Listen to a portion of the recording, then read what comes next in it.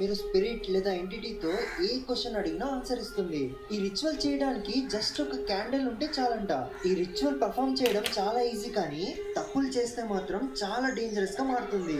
అందుకే నేను ఈ గేమ్ ఆడమని ఎవరిని రికమెండ్ చేయను. అయినా మీరు ఆడాలనుకుంటే ఈ వీడియోని పూర్తిగా చూడండి. ఈ రిచువల్ ని మీరు ఒంటరిగా చేయొచ్చు, కానీ 2 to 3 ఫ్రెండ్స్ తో కలిసి చేయండి. ఎందుకంటే ఒక్కరే ఆడడం అస్సలు సేఫ్ కాదు. అందరు కలిసి ఒక రూమ్ లో వెళ్ళాలి.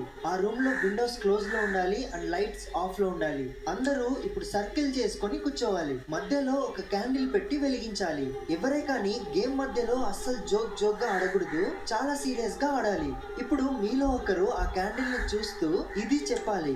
ఆ తర్వాత సైలెంట్ గా ఒక క్వశ్చన్ ని అడగాలి. జవాబు ఎస్ అండ్ నో లో వస్తుంది. క్యాండిల్ కున్న ఫ్లేమ్ చాలా ఫ్లిక్కర్ అవుతే దాని అర్థం ఎస్ అని, అస్సలు ఫ్లిక్కర్ అవ్వకుండా స్టేబుల్ గా ఉంటే దాని అర్థం నో అని. మీ క్వశ్చన్స్ అడిగేది అయిపోయిన తర్వాత యూజ్ చేసిన క్యాండిల్ ని పడేయాలి. అక్కడితో గేమ్ ఎండ్ అయిపోతుంది. మీరు మర్చిపోకుండా పిన్ చేసిన కామెంట్ ని ఒకసారి చదవండి. అండ్ మీరు ఎవరెవరి ఫ్రెండ్స్ తో ఆడాలనుకుంటున్నారో వాళ్ళకి ఈ రీల్ ని షేర్ చేయండి. ఒక హర్రర్ గేమ్ రిచువల్ లో మీరు స్పిరిట్ లేదా ఎంటిటీతో ఏ క్వశ్చన్ అడిగినా ఆన్సర్ ఇస్తుంది. ఈ రిచువల్ చేయడానికి జస్ట్ ఒక క్యాండిల్